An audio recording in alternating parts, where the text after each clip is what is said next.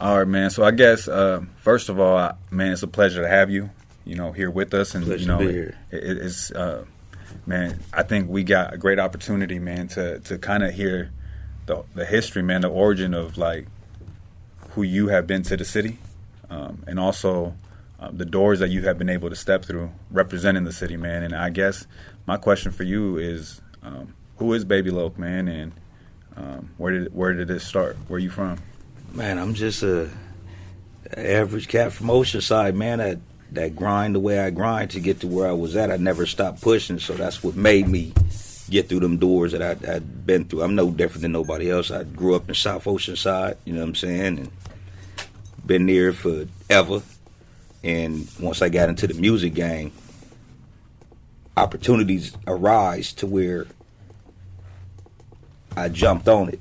I didn't hesitate or limit myself or, oh man, I don't know how I'm gonna do this.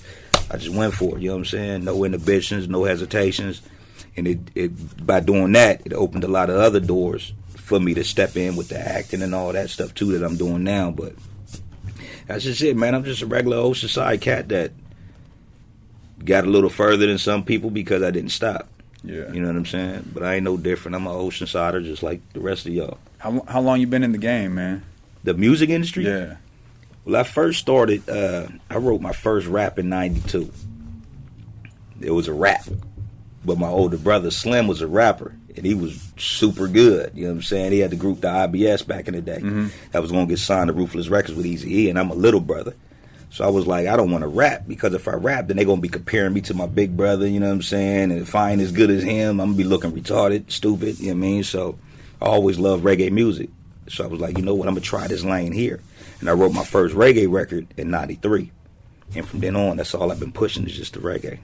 Man. You know, it's my own style, my own type of reggae. You know what I'm saying? That West Coast gangster reggae. But that's how I got my start because I was a little brother and didn't want to follow my brother's footsteps with the rapping. So that's how that happened. And even thinking about that, man, like, I still haven't seen anybody really do what you do the way that you do it. So when you wrote your first rhyme, was it in reggae or was it just like? Well, in 92, I wrote a rap. Yeah. But I can't remember that to save my life, you know what I'm saying? But in 93, I wrote my first rap, and then in 94, I got the opportunity to get with this band in Long Beach at the Golden Seals Reggae Club called Mold and Ivory. And they brought me on stage with them, and I started working with them a little bit. And then that's when I got the opportunity to work on the this reggae album for Thump Records, where they had their first and only reggae album that they did in 94. It came out in 95. And that was my first time getting on like a major label doing some work like that. But yeah, 94, 95 was when I first did something like that. That's what's up, man. I've heard Dezzy a few times, man, say that like for him, he always knew he wanted to rap. You know what I'm saying? From like middle school, he was already thinking like, man, this is what I see myself doing. Like, when did that cross your mind, or was it kind of just like watching your brother and just being like, just man? Watching my brother. I didn't have no inkling of me wanting to do rap, nothing. You know what I mean? My brother, like I said, when we was coming up, my brother, even when we was little kids, he was always rapping. That was his thing. So I would follow behind him. That's my big brother, but I never really wanted to get into the rap thing. And then, I don't know, music is it runs in the family. Yeah. You know what I'm saying? It's just, we got a lot of family that's in the industry. You know what I'm saying? Like Bobby Womack is our cousin, you know what I'm saying, from my family. So there's a lot of people that's in the game, my aunties and them sing. So it's in us, but I didn't like the young homie. I wasn't in middle school and this is what I want to do. I ain't have none of that. None of that was on my mind. And then when it, like I said, it just happened in 93, I said, man, I'm going to try this out. That's what I'm going to do, because I always loved music. So that's how it happened. Man, so like, you were raised in Oceanside. Yeah. What was the 80s and early 90s like during that time? Like, it was, from your perspective. It was active back then, like with the gang banging and all that. It was super active, you know what I'm saying? Like when I when I got my feet wet in the late 80s, in the early 90s, it was, I mean, it's always been a cool place. If you come down here, Oceanside is a cool place if you coming on some cool stuff, you know what I'm saying? But if you looking for something, definitely gonna find it. And in the late 80s and early 90s and everything, it wasn't hard to find. Yeah. You know what I'm saying? It was active. You know what I mean? Gang banging was real prevalent. It was I wouldn't say it was dangerous for some. You know what I'm saying? But we grew up in it, so it was like we was used to it. Right. But it was dangerous. You know what I'm saying? You could lose your life. Yeah, I know. And a lot of people did. Yesterday we were talking about like even like when it was Hill Street, you know what I mean? And then when they changed it to Coast Highway, and then little by little, like it went from, 4th of July is in Oceanside where you would have everybody from North County. Yeah, Juneteenth, all that, down at the beach. Yeah, I man. still call it Hill Street. Yeah. You know what I'm saying? But it was fun, you know what I'm saying? Everybody would go up down there, different people would go down there performing, you know what I'm saying, at the little amphitheater thing that they got down there. It was cool. But like I said, things happen, and then people started getting killed and everything, and they shut it doing They was like, nah, we doing away with this. Yeah. So they took all that from us. Yeah, it's crazy, like, the fact that this is home, and I think you said something where it was like, if you come here, you're going to find something. Like, if you're looking for it. If you're looking for it, right? But growing up in this environment, and it's something, man, that I love in the beginning of EBT Boy, where it's breaking down, you have someone narrating the beginning of the song, and it's like, man, the environment turned my homie into a monster. And, like, from your perspective, man, because now we're talking about someone that came from the 80s, 90s, Oceanside's most active years, and a lot of people will look at that and be like, oh man, there's no more, all that was in the past. But like, man, it was around when you were coming up. And like, from your perspective, what was like the activity in Oceanside, or even trying to navigate the space of like, for us it's normal. Yeah. It's normal to, you're gonna lose some homies, you're gonna have homies that are gonna go to prison. Like, you almost feel, and I know we talked about this too, it's like there's times where you feel like there's a difference between being in Oceanside and feeling like you're stuck here, and there's a difference between being in Oceanside because you're choosing to be here now as an option. Right. And that's a very powerful thing to be in, you know what I mean? And I think that us three are in that position where it's like, man, I love Oceanside, but I'm choosing to be here. Right. Which is a lot different than being like, we got a lot of homies, man, where it's just like their world is this city. You know what I'm saying? So like, yeah. So from like your perspective, neighborhood, the neighborhood is the world, right. Yeah, never left their neighborhood. Yeah. You know what I'm saying? Yeah. So like, from your perspective, man, like how do you see like even you trying to navigate the dynamics of the city, and then also doing music? For me, it was a lot of like my music initially was influenced through like homies that were making music, so it influenced me to want to do it myself. And it started off with like making music about the neighborhood. You know, everybody starts off making music about the neighborhood. Everybody was doing it. You know, every section in Oceanside had their artists. Right. You know, but I grew up, you know, at a time where like they had like Oceanside songs. Like I don't know if you heard the Oceanside song. One day I was rolling in my ride through a city they call Oceanside. Yeah. So those are my big homies. Right. And I grew up in a time where that was like, man, like so many people besides my homies knew that song, and to me it was like, damn, like my homies can branch out. So, you know, I wanted to do the same thing, and I kind of followed the footsteps of the people around me. And I also feel like, you know, I picked up a lot of the traits that they carried.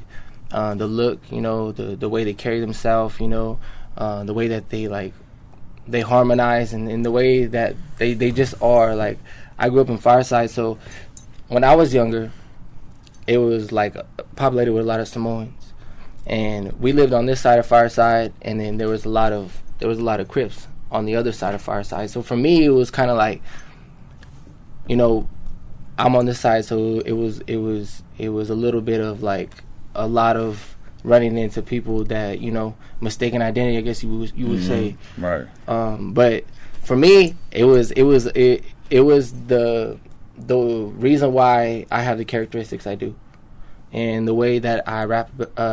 So like about like Oceanside as a whole, because I've you know, like I've seen both sides. You know, I've seen a lot, bro. And for me, it's kind of like, rapping and representing Oceanside is so much more than just representing, you know, that one section of Oceanside. And I think that kind of helped me to create, you know, the person that I am, and create an image, you know, for people to hang on to, you know. Aspire to be like. Yeah. And the sound for both of you guys is so unique, man. Like, I can hear when he puts a song, and they can put it behind a commercial or whatever, and you can know, like, oh, that's Dezzy. Right. Same thing for you. Your guys' sounds, y'all don't sound like anybody. And how did you find that, like, that sound that it was like, it became so, I mean, I know for you guys it's probably just normal, but you have to understand, you probably know, both of you guys have to know that, like, your sound sounds a lot different than anyone else's. Well, a lot of times when I do interviews and stuff, a lot of people ask me, like, what would you tell, like, a young up-and-coming artist? What would you tell them? And I would tell them that different is good. You don't want to do the same thing that somebody already did because they did it. Be yourself. You know what I'm saying? Be different. Different is always good. Then you'll have people want to emulate you. You know what I'm saying? Because nobody was doing what Eazy-E was doing until Eazy-E did it. Right. Nobody was doing what Snoop was doing until Snoop did it. Nate Dogg, Cocaine, the Butter Law. Nobody was doing that G-Funk stuff until they did it. Now everybody emulate that. Nobody was doing the West Coast gangster reggae. That's what I do. You know what I'm saying? Who knows, later on, maybe there might be some cats that come out of the West Coast that start doing it. I don't know. But I always tell people being different is good. You know what I'm saying? Be yourself. Carve your own lane. Because you don't got nobody to fight with over there. It's all you. Right. You know what I'm saying? Do you. How you feel about that, man? I think that as long as like your intentions and your story is pure, that like you have no worries. Like the industry, bro, like is not for people that have soft feelings. It's definitely not. And I've learned it the hard way. And to me, it's kind of like it's like, you know, you can't please everybody, but just be yourself and do it the best you can in a way that people will be able to connect with it. It's hard to say. It's easier said than done. Right. Like really, for real. But I find myself, you know, having to balance myself out to where it's like, what kind of song am I gonna make where it's like keeping my integrity, but also like pleasing people. And I think that balancing that is the hardest part as an artist, bro. You know the phrase that says you can't please all the people all the time, but you can please some of the people some of the time. That's true, especially in the industry. Nobody's gonna like all your stuff. You know what I'm saying? And nobody's gonna hate all your stuff unless they just a hater. Yeah. You know what I'm saying? But just do what you do, like you said, be true to yourself and put out your work. I saw an interview the other day, man. It was an executive producer, and I think he was doing a podcast somewhere, and he was just saying, man, he's like, would you rather have 1 million fans who rock with you sometimes? You know what I mean? You got maybe 1 million followers, right? And when you put something out, some of them buy it. Or would you rather have the 100,000 who will buy everything that you I'd put rather out? have 100,000 Right. core fans. Right. Because you know that's your foundation. They're going to rock with you no matter what. The other 900,000, you know what I'm saying? That's the fly-by-night ones. You know what I'm saying? Who you ain't always going to please. Yeah, you don't know what's going on. I'd rather have 5,000 Right. solid individuals, Right. you know what I mean, than 1 million. And I wanted to ask you fly-by-nights. about that, man, because you've had that. Like, I think there was one time where you were like popping in Jamaica, right? Yeah, actually, my first time being on syndicated radio was in Jamaica. IRE FM, one of the biggest radio stations out there. They was the first ones to actually bust my music. So, you know, being a kid from South O, when you're making music, are you thinking like, yo, this is going to reach, you know, another place for the world? I mean, in the beginning, I wasn't thinking like that. In the beginning, I didn't have those type of boundaries or aspirations or anything. I just wanted to do my music. You know what I mean? And then when I started getting fans overseas, in Brazil and Japan and all of that stuff, I was like, man, I didn't expect that. Right. But there's like real true fans too. You know what I mean? So for someone like Dezzy and even other people trying to step into it, given the fact that you kind of like pioneered this movement, or even you broke down a lot of doors for a lot of people. You know what I mean? Especially you've been in the game, man. It's been like almost 30 years. You know what I'm saying? Yeah, but I ain't been popping 30 years. No, I know, but but even like that work ethic to get to that. You know what I'm saying? Because they had to start somewhere. I took a little hiatus though because it was a little incident with the major stuff out there. You know what I'm saying, with the label stuff, and everybody gets screwed in their first contracts and everything. But see, my mentality wasn't business at the time. My mentality was street. So I was thinking on some other stuff to get my money. Right. So I took a hiatus for a long time. And then that's when me and Cocaine hooked up. And I've been rocking with Cocaine for almost 20 years now. And when me and Cocaine first started rocking, I wasn't doing music.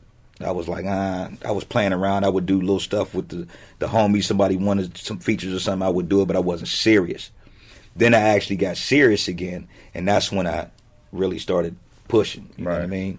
So what would you say someone, like, how do you transcend past, like, I'm making music for the homies to, like, now I'm in a position where people are taking me seriously as a professional? You got to get out your comfort zone. Me and Cocaine was just talking about that the other day. You got to get out your comfort zone. You know what I'm saying? Once you travel outside your source, your foundation, like once I traveled out of South Oceanside and started hitting all of Oceanside, it got bigger. Then once I got out of Oceanside and started hitting the other cities and other states, it was even bigger. It's good to start where you from, get the love from your city and your people where you from. That's your core, that's your foundation. But it's always good to branch out, to give that to everybody else, to the world. You know what I'm saying? So it's good to leave. It might be scary at first, but it's good to leave your comfort zone to get where you need to go or where you want to go. You know what I mean? Can you kind of, man, and I think that's important in anything in life. You know what I'm saying? But can you go into, like, how that was for you in the beginning, though? Because, I mean, even if you could tap back into those emotions, like, when you were first doing it, I'm sure it wasn't as, like, I mean, you're speaking now from a perspective of, like, man, like. Right. Well, in the beginning, it was scary because, for one, I'm not even Jamaican. I'm black and native, and I do reggae music. So I was always second-guessing myself. You know what I'm saying? Do it sound authentic? Am I doing it right? You know what I'm saying? How they feel about it? You know what I mean? So it was, at first it was, you know what I'm saying, I ain't going to front, it was a little scary to step out. You know what I'm saying? But then once I got out there, all that went away. You know what I'm saying? As soon as I get on stage and I see the people and I see their facial expressions when I get up there, all that goes away. Now it's time to rock. But it was kind of scary at first. I was always second guessing myself. Then Cocaine sat me down one day, was like, "What you doing? Your stuff hard on me. Stop second guessing yourself. Just do what you do. You know what you're doing, just do what you do. That's it. Everybody's not going to like everything you do, like we were just talking about. And everybody's not going to hate it. Put it out there. Just do what you do. Stop being scared. That's the main thing. Fear limits you. You know what I'm saying? Fear limits all of us. Once you break that fear, there's no limits to what you can do. Yeah. You know what I'm saying? How was that for you? Because I've seen you perform. I mean, I wasn't there personally, but, like, you've gone out to Mexico. Yeah. And you perform for, like, in Mexico. So, like, that's almost a similar, just in a different situation. Like, you step in there because you got fans there. Yeah.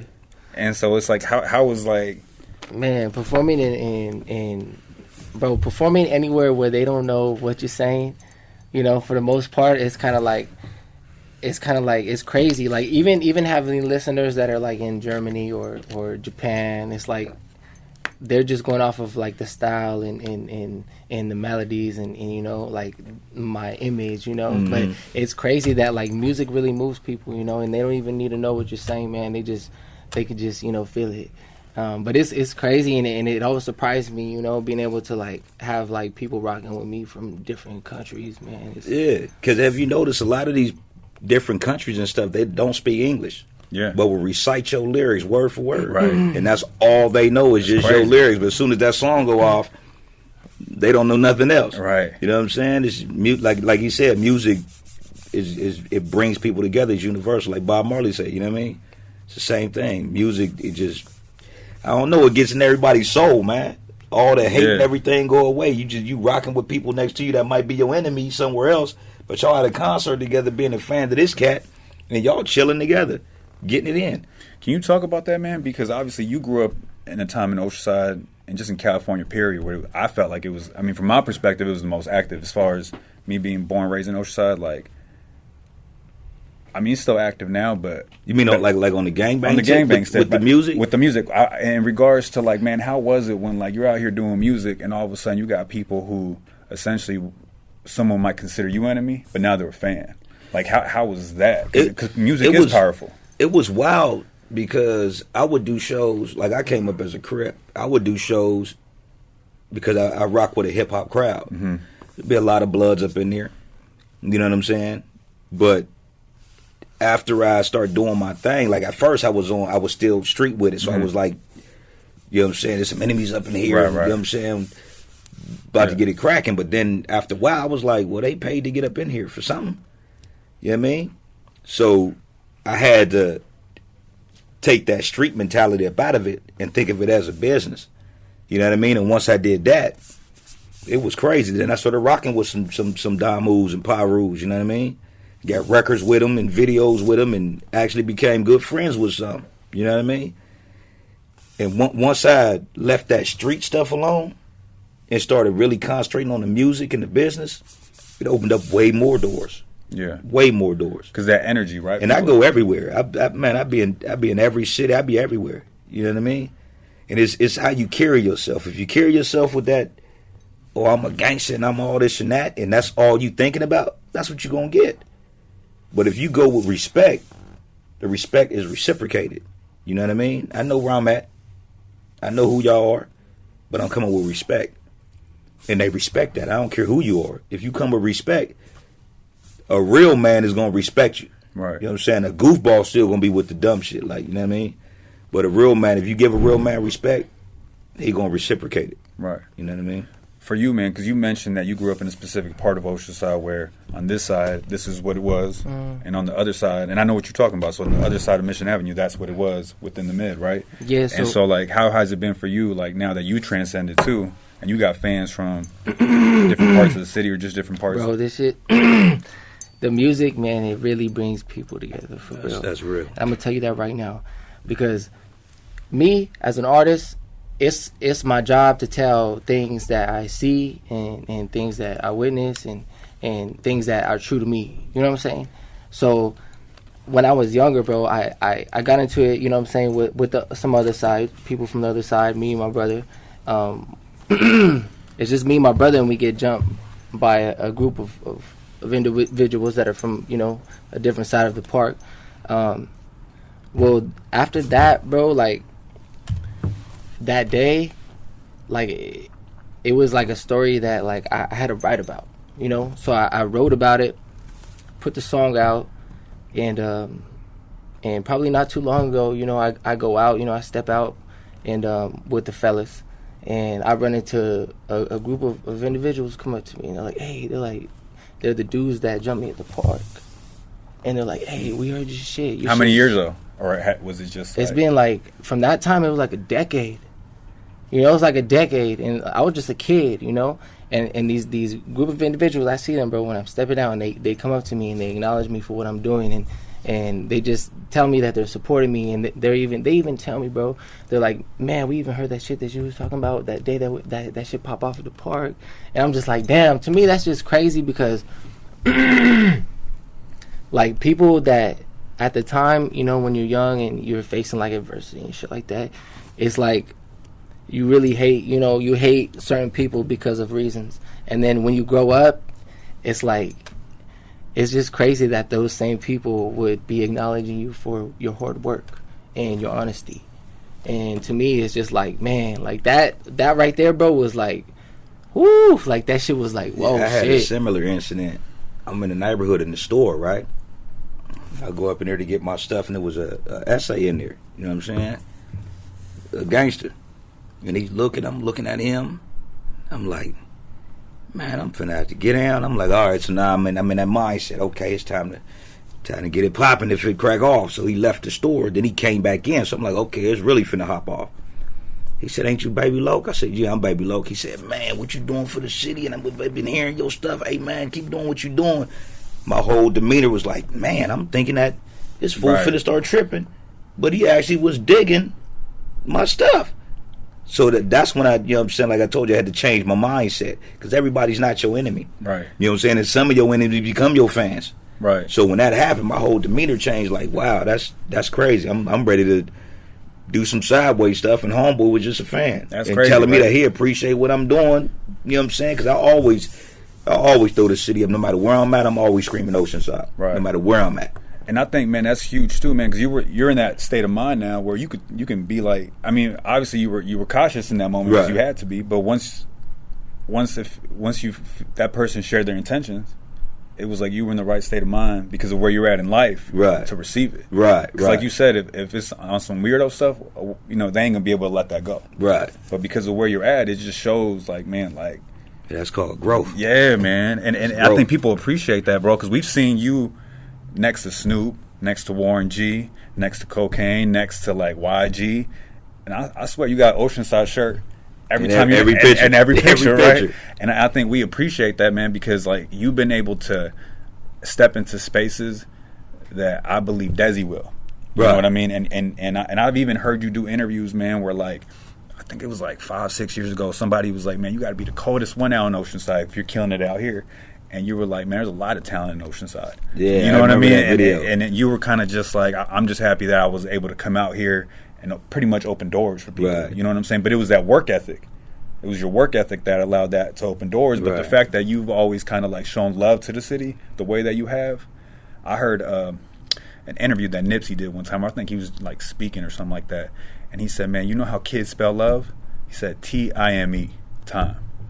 And in reality, that's how like the city and people feel love. If you're close with them and showing them love and spending time with them, and you're proximate to like what they're going through, or even just showing them love back to the Right. people, you'll have someone from the opposite neighborhood being like, man, aren't you Babee Loc? I appreciate what you're Right. doing. Yeah, because at first it was, I had to get out of the blood and Crip mind frame. And then after I got past that, then I had to get out of the black and brown mind frame. Right. You know what I'm saying? So now I try to bring all that together. So if you hear me talk on a lot of things, I always talk about that black and brown, and you know what I'm saying, we need to come together. Like I tell everybody, we got the same blood in us. You know what I'm saying? I'm black and native. You know what I'm saying? Mexicans is native too. You know what I'm saying? We got the same blood in us. We grew up together. You know what I'm saying? We fought together. Now I'm older now. I got that different mindset now to where I can really be on that. And when I say it, I really mean it. That black and brown. Like when I did the video with the young homie, I told him to bring out the homies and all that. That's the first time there's been that many essays in the neighborhood ever. But it was all love. Everybody was showing love. They was coming up to me like, Babee Loc, we appreciate you having us out. And I was like, man, it's all love, homie. Because I'm serious about that. You know what I'm saying? That black and brown and, you know what I'm saying, all the blue and red and all that. I'm done with all that. I'm cool. It's time to come together and let's all get this money. Yeah. You know what I'm saying? But the thing with me is, I stay humble no matter what. That's what'll get you further in your career, further in life, by staying humble. I did a lot of stuff, but to me, I don't feel as though I did enough. But when I come out, when I come to the city and everything, a lot of people see me like, oh, Babee Loc, I done seen you did this, you did that, and they bigging me up. Right. But I still don't let that go to my head. You know what I'm saying? I always stay humble. You still see me in the neighborhood. You see me at the grocery store. I'm that same dude. I'm not changing up. I won't change up. I'm still gonna be Babee Loc from South Oceanside, the humble dude. Because as soon as you get a big head, that's when your downfall start. And I think it's important, man, as far as like if Oceanside is your base, which it is, you know what I'm saying, I think for anyone, whatever their base is, who helped build you up, they got to be able to touch you. You know what I'm saying? Or like even feel like they Right. can. And what I mean by that, I don't mean like touch you, but I mean No, like, but I feel like, what you're saying. Like, because it gives hope. Yeah. You might step into a place and it's like without us knowing, like you're out there giving people hope because it's like, damn, I saw him and he's right here. Yeah, and he showed me love too. Right. He wasn't, you know what I'm saying, with that high side. And that's how it should be. That's how everybody should be. This world will be a better place. Yeah. I think you had mentioned somewhere, you had posted something recently where you said you were at a grocery store or something like that and one of them kids chased you down. Like, Yeah. how was that experience? Because you, like, obviously I was telling Oceanside's him the your other base day, too, yeah. I went grocery shopping with my mom's, and it was like really like the first time seeing her like Seeing you having fans and everything. interacting with like younger kids. Right. You know, like she's seen me before, but this time was different. Like, Made her proud. yeah, because like we leaving the store, right, and like we're in the car. I already put the groceries in, and we're taking off, and this little kid and his little brother are just chasing the car, bro, chasing the car, and we pull over, and I tell my mom, yo, I gotta get out. I gotta talk to these kids. We was already leaving, you know, so we park, and then I get out and I introduce myself to the kids.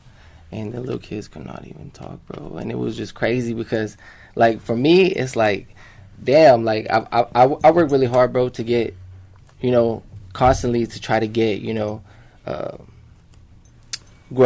constantly grow. And it's like, it's to a point where, like, I can feel it, you know, my moms can feel it.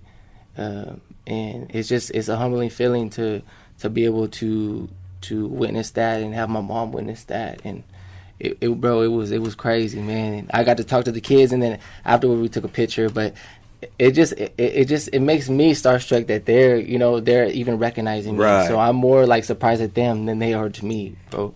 I just like, damn, like I've been working really hard, bro, and to see it like pay off is like, that's the reward right there. And you stay humble. That's one thing I noticed about you, humble, and that'll get you a long way. Like I had an incident like that. I was in the grocery store and this dude came up to me, was like, "Babee Loc, my daughter is one of your #1 fans." His daughter was a little tiny one. And I was like, "What?" She said, "Yeah, you know what I'm saying? I would love to get her." So I had signed CD and everything, gave it to her and all that. I had an incident like that when I did a movie. And I had my pops go to the movie premiere with me in San Diego at the San Diego Black Film Festival. I'm sitting up in there like a little kid, man. I'm nervous. Pop's sitting next to me in the theater. I'm sitting up there like, oh, man, I'm nervous. And my parts is coming up. I'm like, okay, how does he feel about it? Then at the end of it, he was like, man, you really doing your thing. Like, I'm proud of you. That made me feel so good. I mean, this was only like a couple years ago. Mm-hmm. Now, you mind you, I'm old. I felt like a little kid. I'm sitting next to him like, man, how's he going to feel about this? You know what I mean? So to see that, to share that, you know what I'm saying, or to send my mom the DVDs that I did, the movies I did with Snoop, send my mama a copy of them, and they watching it and everything, and you know what I'm saying, my mama like, I'm proud of you, son. That's big on people like us. You know what I mean? Because it's like, that humbles you too. Yeah, you know big time. You had a lyric, man, I think in Pray and Ride, where you say, "I sprung from the soil so beautifully." Beating the odds was indefinite, right? Yeah. Something like that. And it's like, it's real, man, because I can feel that even from my personal journey, man, and thinking there was a time I was talking to my wife yesterday and she was like, babe, you think, because I was blessed to go to college, and for those who don't know, man, like this whole MadStrange, the owner of MadStrange, like me and him were at Maricosta together. You know what I mean? So I've known him back when we were just like, we had dreams, but we didn't even know what the dreams looked like. We just knew that we had no other option, and this is what we're in right now. You know what I mean? And my wife asked me yesterday, she's like, man, you think an associate's degree is a big deal? And she was asking me because someone that she knew had just got one, and she was like, I was always taught, this is my wife talking, she was like, different upbringing, but she was like, I was always taught that it was like, go get your bachelor's. And I told her, I was like, man, my associate's was the biggest one. Because like, for the first time, it was like, oh, snap, like this is my meal ticket. I've never been out of the city, and this associate's degree is like made me believe. You get what I'm saying? Right. And so it was like, this is what's going to take me up out of Oceanside. And at that moment, I felt stuck. I didn't feel like I can be here. But I say all that to say, man, like hearing your guys' stories, sometimes like the best thing we can do for others is inspire them. And the fact that your hard work, and it's the hard work, you know what I'm saying? You guys are talented, but you guys put that work in, shows other people that you can pursue whatever it is that you want to pursue, a dream, if it's music, but you can have a dream, put the work in, and then like, this is what comes of it. You know what I'm saying? And so I think when people see you guys, like them little kid, and when you see different people, man, it's like, it's inspiring. You know what I mean? Because it does something to somebody. It's like, damn, he's from here. Yeah. You know what I mean? It's like, yeah, some people, a high school diploma is a big thing. You know what I mean? It's huge. I dropped out. I didn't even have. You know what I mean? That was my first graduation. Yeah, it's big. Like I had. It was crazy because when I was doing certain movies, I got recognized more from kids than I did from adults. And they was like, I told you that was him, and they wanted to take pictures. And I always want to not turn away. I don't call them fans. I call them fam. I don't like to turn away fam. So if somebody come to me and say, oh, can I take a picture or whatever? In the beginning, when I first started and I started getting that, I was standoffish like, the hell they want a picture with me for? The hell you want an autograph from me for? What you going to do with my signature? You know what I mean? Mm-hmm. I mean, that mentality. So then I had to actually get used to it. So then I got used to people coming up to me like, hey, can I get a flick with you? And I'm like, oh, yeah, come on. You know what I'm saying? And taking flicks and everything. But it's all of that is humbling, man, for real. Yeah. And it might look like I got super far because of where we from. We're a small city. Right. You know what I'm saying? But I still got a ways to go. I still ain't reached my goals yet. And if I do reach it, I always set new ones. Yeah. You know what I mean? And stay humble, man. That's the main thing. Can you talk a little bit about, man, from your perspective? Because you, like I said, I know you said you took that hiatus, but the importance of having a team behind you when you're trying to do this, as far as like having, a circle around you, and the difference of not having one. in regards to like pursuing a career? Because you transcended, man, past like you're doing movies, man, and you're acting now. You know what I mean? But it's like, but I never had a circle around me. I never had a entourage. That's just never been me. You know what I mean? I had like one or two people with me, like my cousin Psycho Loc from Compton, rest in peace. That was my right hand man. He would push me more than anybody. Yeah. And then with cocaine, you know, we became so close. He's like my big brother. My mom even called her his son. You know what I mean? I'll call him her son. So that's my circle was like real solid with me. How important was it to have them? It's important to have somebody that with you that's not a yes man. Yeah. You know what I'm saying? That's what I tell everybody. If you got a homeboy that's with you all the time, and you in the studio and every record you do, he say, "Oh man, that's hard. That's hard." Get rid of his ass. You know what I'm saying? Because I know every record I did ain't hard. Every record Michael Jackson did wasn't hard. Every record Prince did wasn't hard. Every record Stevie Wonder did wasn't hard. There's not one artist that did a whole album where every record on that album was a #1 hit. Nobody. So if you got somebody around you saying, "Oh, that's hard, that's hard, that's hard," everything that you do, you need somebody around that's going to keep it real with you. Like my cousin Syke used to tell me, "Babee Loc, that don't, nah, you need to scratch that and go do something else. Because that don't work." What made you trust him? Like, his opinion? Because he's always going to keep it real with me. He's always going to keep it real with me. You know what I'm saying? Like cocaine, same thing. He's always going to keep it real with me. You got to have, your foundation has to be solid. To where they don't get starstruck whenever you out there. They have to stay solid, because if you got people around you that's always going to just big you up, and don't let you know that, nah, homie, that ain't good. You ain't gonna make it for it. You ain't gonna make it for it. And like you said, he got a foundation. Your foundation is your folks. Like, you know what I'm saying, with the homies Daniel and all them. That's your foundation. They gonna let you know, nah, homie, that ain't right. Those are the type of people you need around you. Yeah. And you trust them because they've been with you before you started making moves, before you started bubbling and getting to where you're at. Those are the people that you want around you, your foundation, because when you're going up that ladder, nobody stays at the top forever. And when you're coming back down, you're going to cross them same people. So you always be humble and be cool with all your people. You never burn no bridges with nobody unless that bridge needs to be burned and you know that you ain't going to cross that no more. Because sometimes that happens. That's one thing I learned having long conversation with cocaine, and then he said, "Babee Loc, now that you're doing what you're doing, you're going to lose a lot of friends and family that think they're entitled to what you work so hard to get, but didn't do nothing for it." And it was true. It was true. You're going to lose some people along the way. See, those bridges are the ones that need to be burned because they're not in your best interest. You always keep a foundation with you that's in your best interest. That's why I rock with the little homie. You know what I'm saying? I see you doing this thing. Whatever platform I got or whatever I can help him out with, I do that. That's love, man. You know what I'm saying? How has that been for you, man, the importance of having a team around you? And, like, how has that helped with, you know, your progress and your process and the growth of your career, but also as a person? And I think, man, one of the things that I've seen from people who are able to be successful in pursuing their dreams is just, like, no one's going to tell them no. And not in regards to, like what you were referencing. I mean, towards like them pursuing their dream. Oh yeah. You know what I'm saying? Like that work ethic is going to be there. No for an answer. Right. Someone can be like, "Man, you ain't never gonna make it." Because I'm sure both of y'all have heard, "Man, y'all ain't never gonna make it." Right. But it's like how important it is. I mean, how important is it to have a team behind you, at least from your perspective, that has helped with your growth? I think that in order to be like the artist that you want to be, you need other people backing you and other people supporting you, and most of all, you need like people that are gonna help carry that weight. Because there's a lot of things that you got to do in order to become successful that you can't do it by yourself. And I think that to have a functioning team and everyone's pulling their weight, I think that's most important, because without a team, nobody could do everything by themselves. It's too hard. And if you are doing it by yourself, it's kind of like there's like a cap to that. Yeah. You know?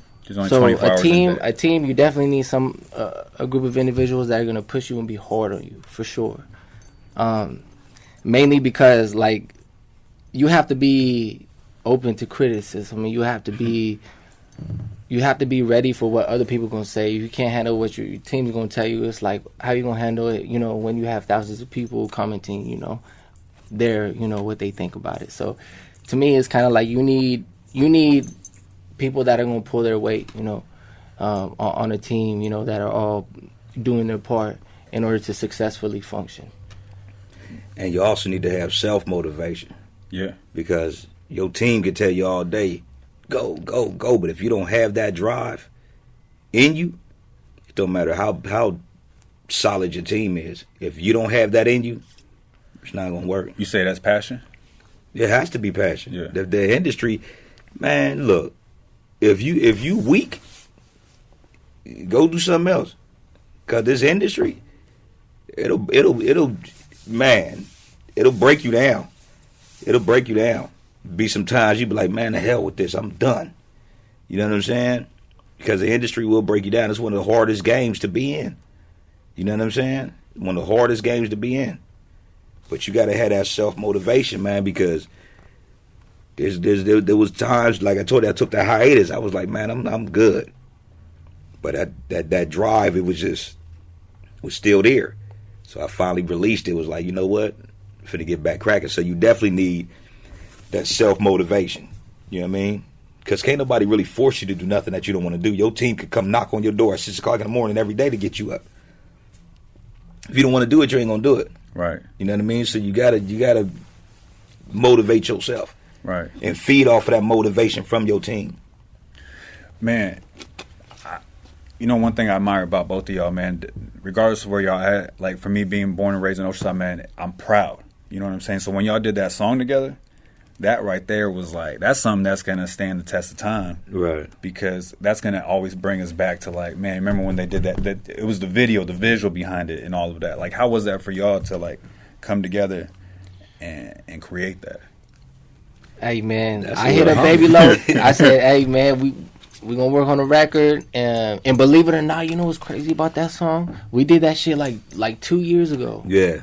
You guys recorded that song 2 years ago? Yeah, like it took me a long time to actually record it, huh? Yeah, I had it for like a while. That song actually was something I was holding on to, and that's crazy. It all comes back to like this funk project I put out. I recorded some brand new songs to complete the project, but for the most part, I had songs that I was holding on to that were funk. And one of them was with Babee Loc. So I hit him up and I told him, yo, we want to shoot a video for this song. And he probably was like, what? That song old as hell. Like, why do you want to shoot a video for it? I hit him up. I told him, yo, I'm going to invite a couple people. We're going to be at Buck. Like, okay, no, that's right. No, I told you. I said I want to do my part. We ended up doing the whole thing at Buck. And that shit came out. Yeah, and I said I want to do my part in the Buck. The dope thing about that was I didn't really personally invite too many people. I just like shot an invite and it became something so like way bigger than we expected. So I saw people in that video I haven't seen like in 10 years, man. Yeah. I was like, man, I didn't know 90% of them, but it was all love though. They came out to support, so it was all love. That was all the love. Babee Loc came out and hit his walk. You know what I'm saying? He got the good knees. Yeah, okay, he clowning now. He know he can hear my knees popping under the table. Nah, but for the most part, it was really good to see Babee Loc, bro, and get him in a visual with me because I think that people know that me and Babee Loc know each other, right? But to put a video out and a visual and showing people that this the big homie, and I'm representing Oceanside as well. It was kind of like people were like, okay, let's come out and show face because there was a lot of people that did. Yeah, a lot. And I don't really rock with everybody. Like I was telling the little homie when he first got at me, I said, if you serious about your craft, then I'll work with you. You know what I'm saying? If you just want to put a record out because you see me doing something over here with this person or that person, you just want to just do a record just to do it and you ain't doing nothing with it, I'm good on that. You know what I'm saying? But if you actually serious about your craft, because it ain't easy for me to write a record. It might look easy, but it ain't easy. I got to write a record in another language. You know what I'm saying? For real. Yeah. And I think that goes back to the fact that both of y'all are professionals. I mean, you're rappers, but you're you know what I mean? You guys are professional. You value your time, but you're an artist. Because it's a business. It's a business. Right. It's a record business. Not the record homie hookup, let's go chill in the garage somewhere and just make some music but don't do nothing with it. It's a business. Right. You know what I mean? And you got to treat it as such. If you treat it like a business, then you'll never get screwed over because you got that business mindset. You know what I'm saying? Can't nobody come to me with a record deal and say, well, I'm going to give you this $1 million, sign this record deal. No, I'm good. I'd rather do what I'm doing and keep pushing my line, because 9 times out of 10, I love the independent because it's all mine. I own all my masters. I own everything. When you signing them, I have nothing against nobody else doing it. You want to sign to a major, that's cool. But if you do, make sure that you have your attorneys and everything looking over everything, and it's in your best interest. You know what I mean? Because once you get up under them, boy, they own you. Yeah. You know what I mean? But if you, like I told the little homie, if you serious about your craft, I'm going to mess with you. And I seen he was serious. I seen him pushing and everything. I sat back for a while and was watching. There's a few homies out here that's doing their thing that's serious. I said, man, I got you. Whatever you need from me, don't worry about it. I got you. And we've been rocking ever since. That's the young homie. He's not on my label. They got their own label. They doing their own thing. I'm just there to try to, if I could lace him with some knowledge that I got, that nobody laced me with at first, I'm going to do that. I don't need nothing out of it.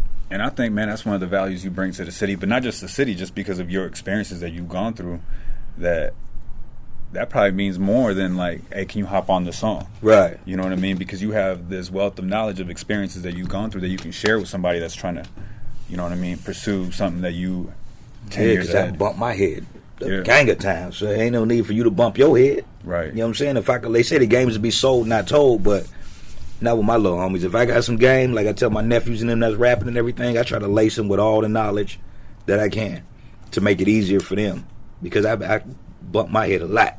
Yeah. You know what I'm saying? That's why I got long hair, because I got too many knots on my head. You know what I'm saying? From the city standpoint, man, like to create a song for the city like that and to have people come out, but also like just from like your personal like experience and relationship with the city, man, what does Oceanside mean to you? It means, to me, Oceanside is a story that needs to be told, a story of various cultures, you know, in a city where, you know, I feel like has a lot of activity because of people coming from, you know, like in the, you know, the service. We're right next to one of the biggest military bases, so we get people from all over the world coming here, you know, all races of all colors, and it's really like a city that has so much culture that I want to show and I want to paint a picture for. Yeah. What about you, man? In Oceanside, man, one thing about Oceanside, everybody from Oceanside, it's like a pride thing with us. Yeah. No matter where you're at in the world. If somebody say, where you from? I'm from Oceanside. Yeah. They might not know where it is. Right. But we proud of it. Like, right. I'm from Oceanside. Where's that at? Then you get mad like, oh, you don't know? Yeah, I'm from it. It's a pride thing with us. Like, yeah. You know what I'm saying? It's like having a son or a daughter that plays sports or something that's super duper fire with the sports as a kid, and they grow up to be superstars. That's how I feel about my city. Right. And it's crazy, man, because that's true, man. It's like, it gives me an opportunity to tell you where Oceanside's at. Right. You know what I'm saying? If you didn't know, now right, you know. But it's like, yeah, because we won't say San Diego County. We say we're from Oceanside. People here in the city, they're proud to represent. Right. For Yeah. sure. I mean, we still San Diego County. Right. But we're proud of our little section. You know what right. I'm saying? But it's in a way, it's like we have to, and like you said, man, we got to tell our story, because a lot of people, they look at it and they're like, oh, it's another city by the beach. But what'd you say? And you said people die at the beach. Yeah. You know what I mean? Yeah. It's like, and a so, lot of them dead. Right. And so, but it goes back to like, man, us being from here, it's like, I feel like our story wasn't really being told up until maybe, you know, recently. Well, we're out there now, but it takes more than just one person. It kind of has to take multiple individuals to go out there, because then that makes it more visible. But that's why it's dope to see y'all work together, but it's also dope to just like see y'all be in the spaces that you're in and talk about Oceanside. Because you can be out there in LA, you don't have to be wearing them Oceanside shirts, because I'm sure they're probably thinking like, man, this dude always got Oceanside shirts out here in Long Beach. And that's what they be calling me, Oceanside. Right. And I've even heard songs, man, where you're on songs with dudes from Long Beach and Compton. And I scream Oceanside. Right. And you got them screaming Oceanside. Yeah.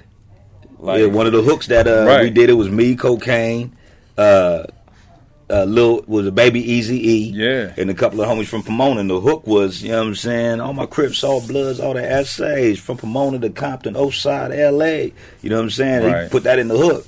You know what I mean? So I always, no matter who I do something with, I always throw Oceanside in there. The first line of the record I did with him, Oceanside is the city where I'm from. You know what I'm saying?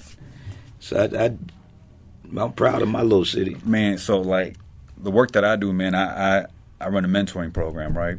And all of our kids are on probation from different neighborhoods in Oceanside. One of the first things we do, man, is like we try to take them up out of this environment. So whenever we do like trips, we always do them outside of Oceanside, right?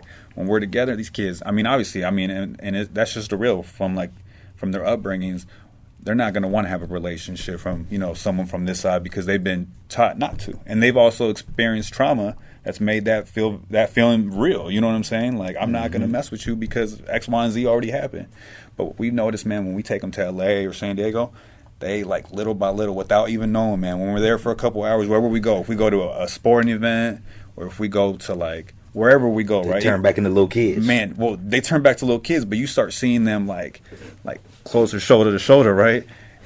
And a lot of it is just because once they get out there, it's like, well, we're all from Oceanside. Right. You know what I mean? When we get back to the city, it is what it is. But when we're out here, we're all from Oceanside. A lot of them may never even left the neighborhood, like I said earlier. Right. A lot of people are limited to just their neighborhood. But once you show them something different, then they act different. Right. You know what I'm saying? If you don't know, then you don't know. Right. You know what I'm saying? But once you take them out of that little environment and show them it ain't the world, but the world to them, their demeanor, their attitude, everything changed. Now they're thinking twice about, well, damn, I ain't like this dude because of what my uncles and them told me about their neighborhood. Right. Even though they never did nothing to me. Right. I'm going to school with these cats and everything. You know what I mean? Yeah. It's like that once you take somebody out of that and show them something else, they think different. You grow mentally. You know what I mean? So that's a good thing what y'all doing. Yeah, man, and I think a lot of it came from, man, I think I was like 26 years old, man, the first time I went north beyond like Ventura County.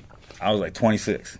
Damn. You know what I'm saying? Yeah, man, and that was like, that's why I said that associates, that it wasn't just that paper, man, it was that meal ticket that was getting me up out of Oceanside. At that moment where I felt stuck, I ended up going to the Bay, and I remember like just being out there and like, man, I was homesick. You know what I mean? I'm going to be real. I was homesick because, like, the weather and all of that. But at the same time, it was like, I'll never forget, man. I was up there one time, and I was struggling, bro. I was, like, struggling. Like, I did well at Maricosta, but when I transferred to that school, when I transferred up to the Bay Area, it was another level. These are kids that always knew that they were going to go to college.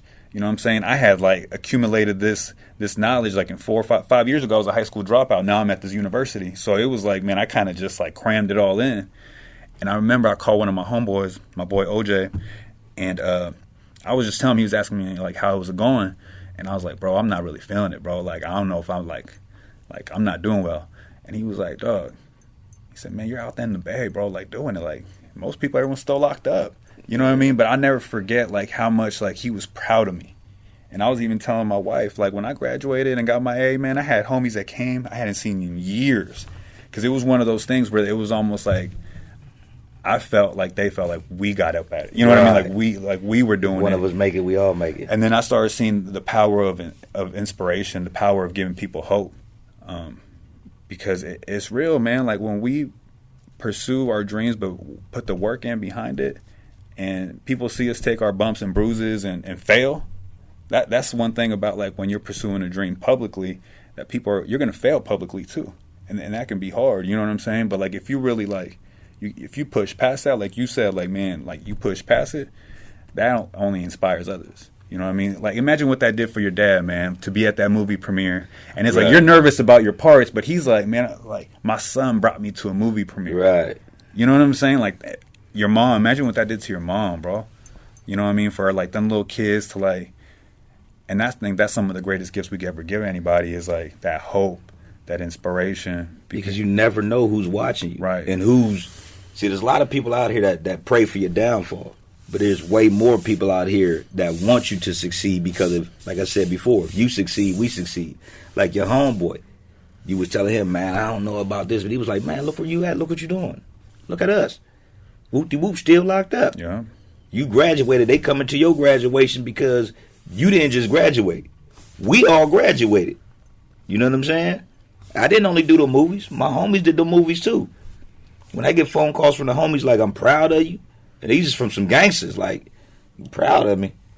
We ain't used to hearing that, especially from those street dudes. Right. You know what I'm saying? So when you doing what you doing, like you said, it ain't only you. You got the whole city behind you. That's why when I go out there and I'm doing that stuff and I got them Oceanside shirts on, it ain't for me. It's for all of us. Like I said, if I make it, we all make it. If you make it, we all make it. You know the dope part about that too is that people didn't know where Oceanside is. Now when Dezzy steps into that, they're like, "Oh, we know about Oceanside because Babee Loc told us about Oceanside." You know what I mean? And so it's like that's the dope part about like breaking down doors and creating paths for others to follow. And people coming behind him gonna do the same thing. Right. Oh, that dude Dezzy from Oceanside. Babee Loc might not even be in the conversation, but Dezzy Hollow. Oh yeah, I know that cat. He from Oceanside too. Right. Yeah, because they when y'all went up there and was messing with Snoop and everything, and my name never even came up. Snoop didn't even know that them was my young homies because they did their thing on their own. They grinding. But you know it's dope because it brings more attention to the city. Oh yeah. And there's some kid out here who wants to be like Dezzy that we don't even know about, who's probably gonna go further. You know what I mean? And then that's how you continue to create. I want him to go further than me. And the people behind him, I want them to go further than him. You know what I'm saying? Because now we're setting a trend that we're all go-getters. We all gonna make it. You know what I'm saying? Like I said, I don't care who make it first out of the O. As long as somebody make it. As long as the O is on the map, I don't care who did it. It could be him. It could be Lil Junebug around the corner. You know what I'm saying? I don't care. As long as it's forward progression when it come to Oceanside. That's my main thing. It don't got to be me. If I could lace you up with some game that I learned that's going to take you way further, by all means, handle your business. Man, that's like a mentor. You know what I'm saying? That's what mentors want. Yeah. I don't think I'm no mentor at all. I'm just, you know what I'm saying? No, but whether you know or not, that's a mentor mentality. Right. You know what I'm saying? Like when you're lacing somebody up with game and you're trying to like say, hey, man, this is stuff that I went through. You're mentoring them through that path. Yeah, because a hater going to try to hold you back. Right. Oh, you ain't good enough, or look at this dude. Nah, I'm not that dude. I want you to bubble. I don't care if you black, red, brown, white, black, Mexican, Chinese. If you doing your thing, man, I want you to succeed. You know what I'm saying? Whether I'm a part of it or not. You know what I'm saying? That's just me, though, man. It took me a while to get that way because, I like I said, I still had that street mentality. I don't have that anymore. I'm still that dude. I've been Babee Loc since I was 12, 13 years old. So I could still resort back to that, but I don't want to. Yeah. You know what I'm saying? I shouldn't have to. You know what I'm saying? I'm on a different trajectory now. You know what I'm saying? On a different path in life. So that's what I said. Whatever I could lace a little homie with, I don't even know if I even laced him with anything. I don't even know if anything that we talked about that he didn't know already. You know what I'm saying? But I still try to give whatever knowledge I have. He might be like, this is Babee Loc talking still, you know what I'm saying? I already knew that. You know what I'm saying? But I try to help out as much as I can, man, and stay humble, man. What's that mean to you, man, just to hear all that? Hey, man, that means a lot because support to me, especially coming from somebody like Babee Loc, it means a lot to have people that are you know, grew up in like a crazy time of like in Oceanside and the most active times of Oceanside and even sometimes when me and him, for instance, we had like a long car ride. We went to a shoot, you know, up in LA recently, and I was asking him questions about Oceanside and trying to get a little bit of information because I grew up in a time where it was like it was different than him. And now it's different than what I remember. Right. And it just keeps changing. So to be able to, like, get knowledge from him and anything, man, like, I'm the type of person to soak it up, man. It doesn't matter if I heard it already. It don't matter, like, how much I know of a certain topic. But if he has a little more on it than I do, I'm listening. You know, I don't talk much, you know. When I'm with my team, you know, we be fooling around. But for the most part, I like to just soak it in. And then, you know, apply it and show it through, you know, hard work or whatever I do. For the most part, man, having him in my corner is a big thing. Yeah. And I think you touched on a few things, man, that it's like when you get to a certain level, it's like you focus more on creating than like competing. You know what I mean? You're like, everybody can win. You know what I'm saying? Like, I can't, like, my success is not going to prevent you from winning. Right. We can all win, but it takes, like, you have to get to a certain point in life to start feeling like that. Right. You know what I'm saying? But I think once you get to that point, man, I think more success comes because you're not focused on the negativity. That's only going to push people away. Right. You're focusing on your progress. Like you said, we just went up there to a shoot. I know he ain't name drop or nothing, but I'm finna name drop. I knew who was going to be there, but I wanted to take the young homie up there with me just to try to get him more networking with industry cats. And you didn't have to do that. Nah. Right. But, you know what I'm saying, when I went up there, I took him up to the shoot. It was Cocaine shoot. You know what I'm saying? And Big Hutch from A Butter Law was there. Sebo was there. You know what I'm saying? The homie Kevin Kev was there. It was a lot of. Then I took him over there to the studio with Compton Cavy. You know what I'm saying? Major producer out of LA, out of Compton actually, that produced for, got plaques with everybody. T.I., DMX, Goody Mob, Macy Gray, all of them. He was up there, man, like sucking it all in. And he might not know it, but I was sitting back the whole time watching him. Even though I was doing my thing, I was sitting back watching the little homie like, he is a real student of the game. And he was sucking all that in. He wasn't all, oh man, that's starstruck. And nah, he was sitting back sucking up all the game. We over there talking and everything. He was just sucking it up. You know what I'm saying? I was like, man, that's big. That's dope, big. man. And he was networking. Right. I didn't have to stay there with him. I introduced him. Hey, Huz, this is Dezzy. This is my little homie. I was gone. He introduced me. I was gone. I was gone. I was like, he was doing his thing. All I had to say was, oh yeah, I came with Babee Loc. That's all I had to say. Yeah, I came with Babee Loc. Oh, you from Oceanside? I'm like, yeah, I'm from Oceanside. Yeah, he really took it, homie, and he ran with it, and he was networking. You know what I'm saying? Met some people. You know what I'm saying? You'll see. You'll see. Yeah, man. I read one time, man, that like true success is having a successor. You know what I'm saying? Pretty much what was being said was like, man, any of us can, do something on our own. You know what I mean? And like obtain it. But like true success is having other people come with you, sharing that knowledge. Right. And I see that's what you're doing, man.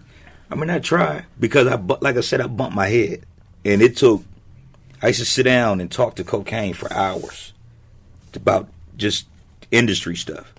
I used to sit down and talk to Big Gomac and Big Hutch and them from A Butter Law, just getting laced up with game like him. I would sit back and just listen, just being a student, and I took what they taught me and use it for my own stuff. You know what I mean? So, like I said, I can tell my nephews, the homies, all that, man. Just if you're not taught this stuff, it's harder for you to get the information if you don't know where to find it. Right.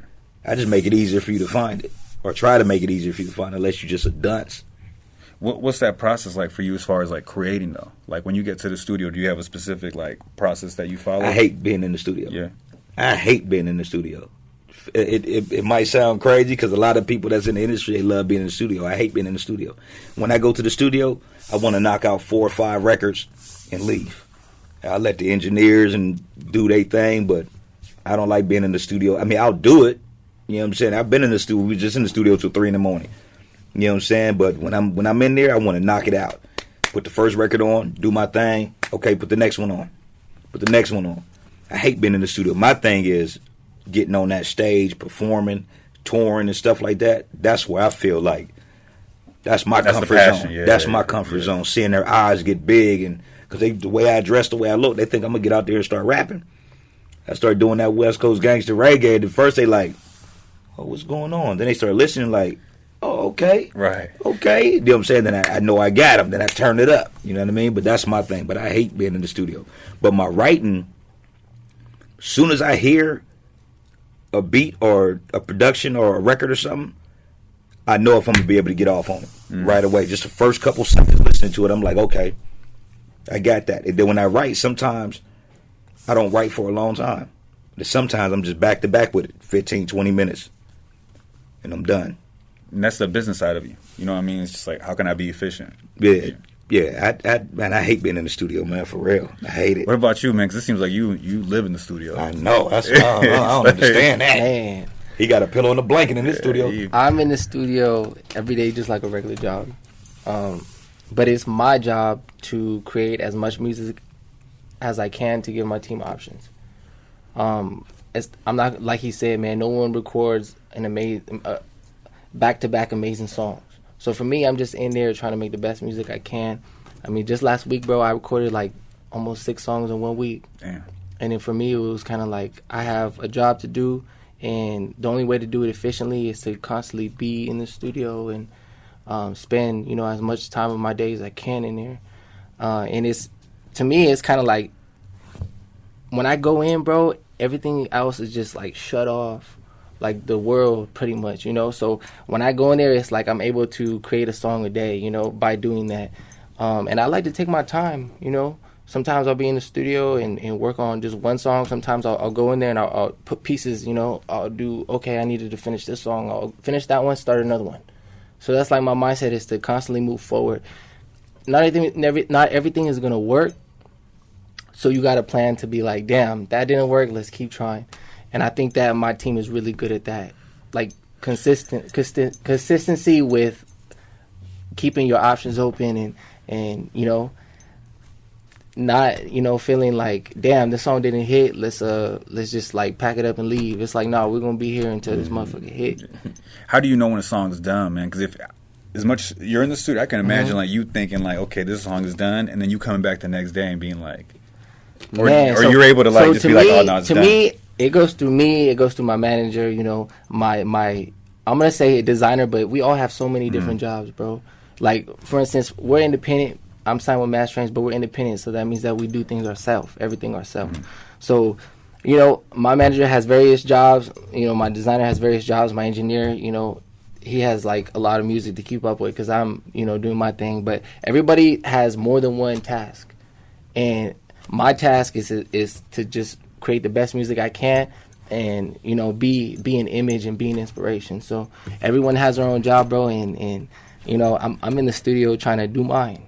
Pretty much. So your manager told me one time, man, I forgot, this was maybe a couple of years ago, so I don't even know if it's the same process, but he was like, man, Dezzy will make like 50 songs or more just for one album, and then we pick like... And that's what I'm saying, like, you need a team, you need a team that's going to be hard on you, bro, because like, man, like, I've had like, at one point in time, I had 100 songs, bro, and I didn't know what to do with them, and the majority of them were trap. And, you know, me and the team got together. 100? About 100, yep. And me and the team got together, and we were just like, you know, we're not going to go that direction, we're going to just put together this funk project. And that's what we did. And you know, like, all those songs are just sitting there, but at the same time they're not wasted, you know what I'm saying? They were just like trial and error. They're like a diary, and every time I listen to them, it's like a point in time where I was just like, damn, I remember that time or that day and how I was feeling. But yeah, man, no, I be in there recording, bro, like a lot, for and real. You never know what record you do It's gonna hit. It's gonna be a hit until you let the people hear it. I remember I did I had one of my producers, he sent me a record, and they had a Dub C, he chopped up some Dub C lyrics on the hook. So I recorded my thing and everything, and then I chopped it up with oh man, I'm tripping right now, I'm running a blank. Oh, DJ Crazy Tunes, rest in peace to the homie. So I chopped it up with DJ Crazy Tunes, and I sent it to him. I said, man, I got this record that the homie produced, but it got dub on it. I wanted to get y'all approval. So Crazy Tunes listened to it, and he hit me back. He was like, Babee Loc, I like it. He said, but it don't matter what we say. He said, do that at your next show and see what the crowd's response is. If they like it, then you know you got a hit. And Crazy Tunes told me that, rest in peace to the homie. And I was like, man, yes, you never know what's going to hit until you perform it. And if they respond to it, keep that in the rotation. Yeah, but you can never go down on you. You can never down and out yourself, bro.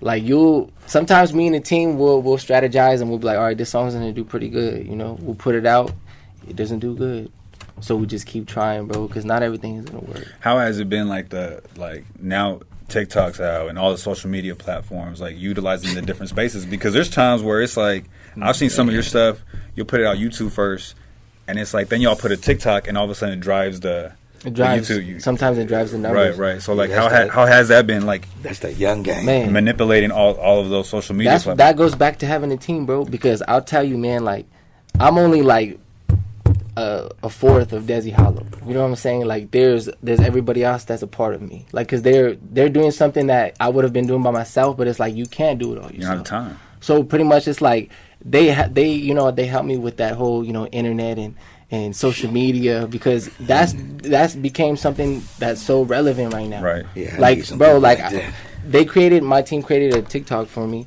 and you know, one of them actually reached the Jabberwockies manager, you know, and so and so, and it's like they reach out to me. They even came to my studio, and it's like off of TikTok, you know, like I've been grinding for how many years, and then you find me through TikTok. Like that shit is like, it just tells you never cancel out your options. Like there's so many options now, bro. There's so many ways to be seen. TikTok had you Snoop. Yeah, and you know what I mean? And I don't know nothing about it. I remember the homie called me, was like, "You went viral on TikTok." I said, "What's a TikTok? I don't know what no TikTok is."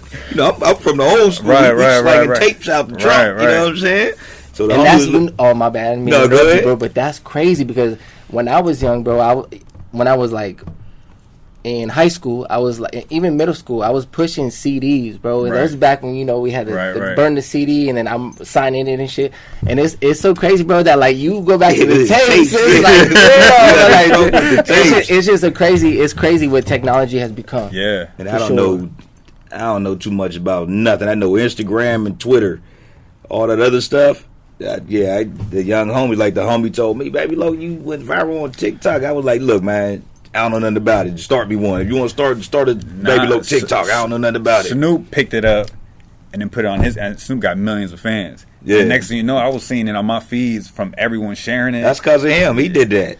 But it's like, he took that little piece. I didn't do it, bro. My team did it. Oh, did they? Somebody did it. MadStrange, we're like, bro, we go hand in hand. That's what I'm trying to say. The whole team thing, man, like, that wouldn't have been possible without my team. I don't know, man. I might have to, you know what I'm saying, buy some hours from them or something, you know what I'm saying? Hook me up with But I think TikToks. that's important that you say that, man, because, like, even from the mentoring standpoint, from the stuff that, like, I do in the community, man, it's always like, what's the team around this movement? What's the team around? Right. Like, everything I've ever done is like, okay, who's also passionate about this? You know, if it's like police reform, or if it's about bringing policies that are going to help, you know, our communities of color in Oceanside, or if it's about helping these kids, who can I align like myself with who's also passionate about it?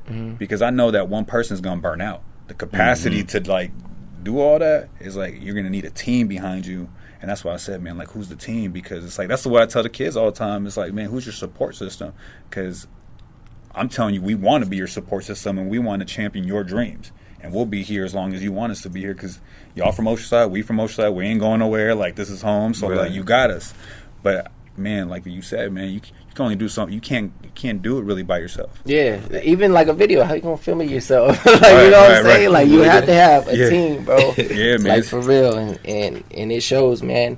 Like, where I'm at, it shows. You know, like, it wouldn't have been like where I'm at for myself. Right. You know, you need people to help elevate you. And so this is a true story, man, and we've shared it, but like, I haven't, like, when MadStrange was just an idea, Daniel, who's like the manager, the owner behind it, he was like, man, my brother, you know, he's trying to do clothes, and like, I think, who's your designer, right? He was like, I think a sophomore, freshman in high school, and he was like, yeah, man, we trying to do like this commercial thing for MadStrange. At that time, I'm like behind social media, bro. Like, I got on like Facebook like in 2013. I remember when text came out, I was like, man, that's stupid. I ain't never gonna text nobody, bro. If I want to get a hold of somebody, I'll just call them. Like, MySpace, all that. I was like, man, like, I'm the worst when it came to the technology, as far as like finally believing in what it can actually do as far as a tool. But he was like, yeah, man, we're trying to do this. And I was like, we're having a barbecue at my mom's house for a Mayweather fight. I think Mayweather was fighting it's like in 2012 or something like that. And Daniel hits me up and he was like, hey, man, I put it on social media, man. He's like, you think I can use your mom's garage to film like a MadStrange? Or I don't even think he said MadStrange. He was just like, can we film? I want to film something in your mom's garage. You think that'd be cool? I was like, well, who? He was like, man, I don't really know, man. I put it on social media and some rappers are going to show up, and I told him I'd give him a music video or something like that. And I was like, yeah, I guess, man, it's cool, because we were going to have a bunch of people at the house, so it didn't matter. We used to have these big barbecues for Mayweather fights or like Cinco de Mayo fights and all that. This young kid walks in with braids. I didn't know him. And so I was like, hey, man, is that one of your rappers? And, you know, we waved him over, and he introduced himself, Daniel. And he was like, oh, my name's Dezzy. And I was like, okay, cool. You know what I'm saying? Like, I didn't really think anything of it. I was on the grill, man. I was on the grill, and I was like, yeah, man, the garage is over there. You know what I mean? Like, go ahead. They did that, and then to see that turn into, like, all this. To watch them take a dream, you know what I'm saying, from the clothing and, like, the music and all these different spaces, for me, it's like, I wasn't a part of that, But it goes back to like people watching you like grind. It makes you feel like you're a part of it, and so you're proud because it's just like, man, I saw you take a dream and make it become a reality. And to like, I think that was like what 8 years ago. So it was like you might have been like what 2-3 years fresh out of high school, and to see where that went, like. I'm like, I hit him up the other day. I was like, bro, I was there, man. Like, I was at the barbecue. Yeah, he reminded me one day, and it was crazy because, like, I had to stop and, like, literally, bro, I had to put my phone down and be like, damn, like, I remember meeting you the first day I met my whole team, you know, my manager, my designer. I met them at that was the first day you met them, too? Yeah, bro. Was I was just on the grill, bro. I didn't think anything of it. I didn't even know what was happening, you know what I mean? I'm just like, oh, yeah, freestyle cipher that they happened at his house. Oh, wow. And I came, and I did, you know, everybody... I think there's 3 other artists, and everybody, you know, they even, you know, they hooked us up with shirts. I remember the first designs. I remember the first MadStrange design, bro. I was like, okay, put it on, and we did a freestyle, and then after that, we started working, and man, like that was a turning point in my life, if I think about it. It was that was like when the group formed, you know. And we took it to new heights, bro. Yeah. There was no store. They were selling that of like Daniel's little brother was selling it at Oceanside High School out of his backpack. Like that's crazy. You know what I mean? That's where it started. Yeah, that's real grind. Yeah, man. And so like for them to take that, it's just like, but it can be duplicated. You know what I'm saying? And I think that's what's important about even y'all sharing what you guys are sharing. It's like this is game that can be duplicated. That. If you put the work ethic and you put, you know, X, Y, and Z together, it can be duplicated. Yeah. You know, but also if you don't, chances are you can only go so far. Yeah. Because you just said this industry is like ruthless. Man. Whew. It's hard. It's hard. If you ain't got the heart for it, man, you will fold under pressure. So, man, I do want to ask one thing, man, because it's like you being from South though. And like seeing how Oceanside has changed from the 80s. You mean the gentrification? Yeah, the gentrification from the 90s. And I get some of it, man. Like, I mean, 94, 95 was like, we were murder capital of the country, right? So it was like Hill Street and everything along the 76 and Mission Avenue, you know what I mean, compared to where it is now. But what's your perspective, like, being from South, though, and seeing where Oceanside is, like, right now in 2021? I mean, in a way, I'm happy that they're expanding and making it better, you know what I'm saying? But then, in a way, it's like, you know how gentrification is, you know what I'm saying? They'll get rid of the foundation of the city just to bring some money in, you know what I mean? I mean, growth is always good, you know what I'm saying? But the way you get to the growth, you know what I mean? So I really don't understand all the politics behind it, because I remember there wasn't no movie theater down there. I remember that was a big open field that all the homeless people slept in. Where the Regals at? Yeah. And then they started building that, kicked all the homeless out of there, and they went somewhere else, you know what I'm saying? And then the beach, now there's resorts down there and everything where none of that was there. Right. You know what I mean? So it's good. That aspect of it is good, because it's bringing light to the city, even more than what we're doing, you know what I'm saying? Oceanside is getting put on the map in other ways. But sometimes the way that they do it with pushing people out, I don't agree with that or like that. But what can you do? Yeah. You know what I'm saying? If everything is skyrocketing and you don't have the money to live where you was born at and grew up at, you got to leave. You know what I mean? So that aspect of it I don't like. But better in the city and everything, growth is always good. You know what I'm saying?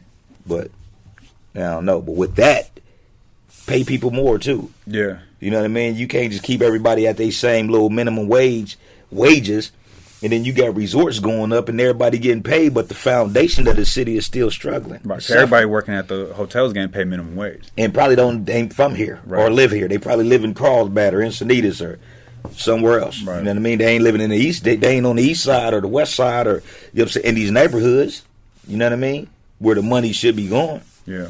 But you know, I'm not a politician. So I don't even know if they connected the dots, but like seeing because Oceanside was the first city, man, that got the gang injunctions in the entire county of San Diego. They started in Oceanside, and you know what I'm saying. This, I think last week or 2 weeks ago, they pretty much said they just lifted them. They lifted them. Gang injunctions don't exist. Like 15 of them. Yeah, but for me, like looking at it from my perspective, man, like it was kind of like they lifted them because it's like they gentrified.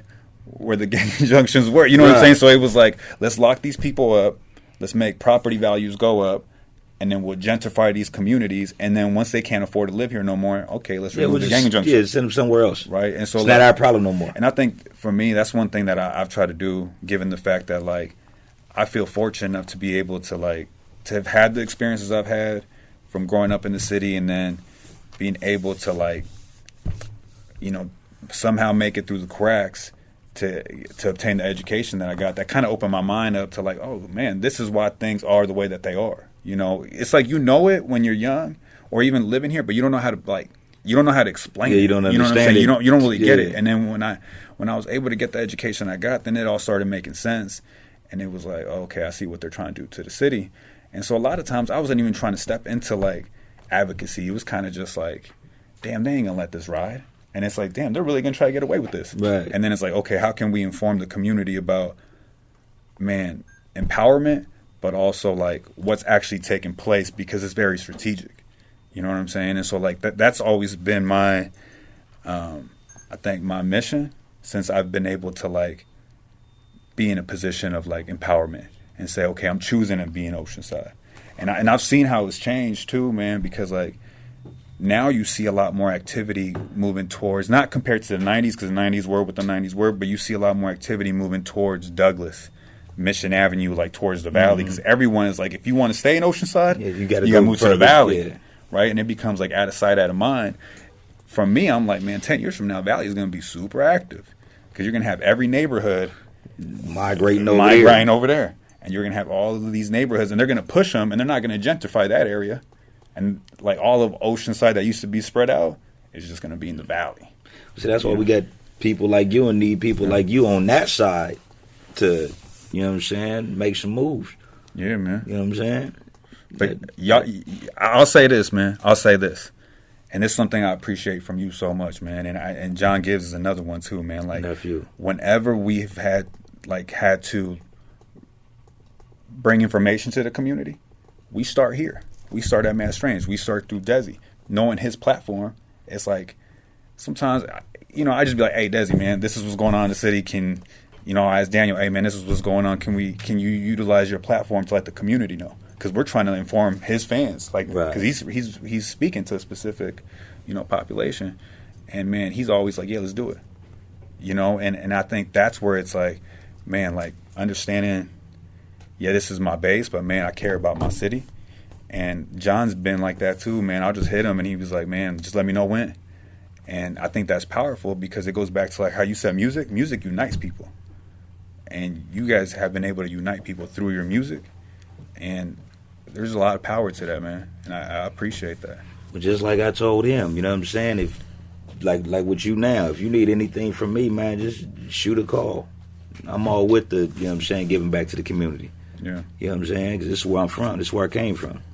You know what I'm saying? This is the best years of my life was when we came to Oceanside when we was little. From then on, man, it's been the best years of my life. So hardest, but the best. So anything you need from me, man, I got you. It's That's nothing. Love, you know what I'm saying? I'm just a phone call away. That's love. You know what I mean? Babee Loc for you. Yeah. The happy gangster. Happy gangster. Hey, it makes sense though, man. You being from South though, so close to the beach, and for you to do reggae music, it kind of like just fits. You know what I mean? Like, yeah. But I can't swim. Neighborhood right across the You never cross the street. Yeah, I cross it, but I just look. Yeah, I just look. Yeah, the sand's still there. Man, that was the, you know, it's crazy, man. When I was a kid, that's the beach my parents always took us to, because they would know like, okay, the bathrooms are right here, it's close to the parking lot, and then when we were done at the beach, we can play at the park for a little bit. Like that was like, I didn't even know about like the other beaches within Oceanside. I was just like, whenever my parents said we're going to the beach, I'm like, oh yeah, I'm gonna play at the park, and like, but yeah, man, it's love, bro. It's love. I think there's so much history, and it's important for us to continue to tell our story, man. I think even the TikTok, bro, is introducing you to a whole new generation now. It sure did, because I don't know nothing about it. It's like that Ice Cube effect, man. You got kids out here who, he hopped in all those kids movies, and now he had this whole new wave of fans because he did all those kids movies that they don't even know him as a rapper. They just know him like as, are we there yet? I gained a gang of fans by just dealing with the young homie on his stuff.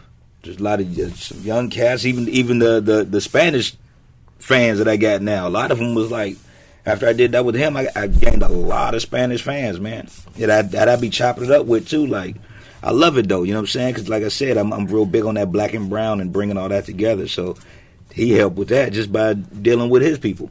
That's one thing that cocaine taught me. When you branch out and start doing music with other people, they gain some of your fans and you gain some of their fans, and it just makes your fan base even bigger. Everybody mixing and mingling together. So, but one thing about me and Babee Loc is us. Like, the impact of me and him being together and making a song about Oceanside is, it just goes back to, you know, the black and brown pride, man. And that's huge. And just showing people that, like, you know, we're connected in Oceanside, and you know, we show love to the city, you know, for the whole community as a whole. Yeah, because I got, after I did that video with the young homie, I was getting phone calls from my G homies and was telling me, like, Babee Loc, man, that was a good look for the city. I thought I was going to get, like, some pushback, like, what you doing with all the mess I doing in the hood? But some of the G homies that I talked to was like, that was big for the city, what y'all did. Yeah, man. Keep pushing that line. Especially in this time. You right. know what I mean? Because at the end of the day, from what I've seen, man, it's like the communities that get not prioritized when it comes to policies and local government and budgets, after school programs that get cut first are always the ones in the neighborhoods where all the black and brown residents from Oceanside, where all the Samoans, Mexican, and black residents live. You know what I mean? And so, like, you doing that shows our power. Because if we're united, man, that means votes from the political side, and they gotta listen. You know, so for me, it was just like that right there is like, especially in the time that we're in right now, that was, man, perfect time. That was all the young homies looking that up. Yeah, that was perfect, man. Hey, my guy right here, always pulling up. Always supporting, bro, whenever I hit him. Like, for instance, today we shot a scene and I hit him up. Man, I kept pushing the time up and up and up. But, so we were supposed to shoot a scene before this. Yeah. But I ended up having him come in the morning and do a couple scenes. But he is so cordial and on time. Bro, I can count on Babee Loc, man, for, like, you know, whenever I need him. And, me and the team, we appreciate his support for sure. Man, it's love. And from a visual standpoint, that video, bro, because it did that. You can have it on mute and just watch it. Right. And you be like, oh, man, that's love. But no, man, I appreciate this conversation, man, and I appreciate you, bro. I appreciate you, man. And hopefully, man, we can continue to share that Oceanside story, man, and bring unity to the city. Man, I appreciate you having me out, man. Like I said, I'm just a phone call away, bro. Love, man. You know what I'm saying? That's it. That's it. Whatever you need, Jack. This is Babee Loc. I'm Dezzy Hollow. I'm Jimmy. For sure. Cool.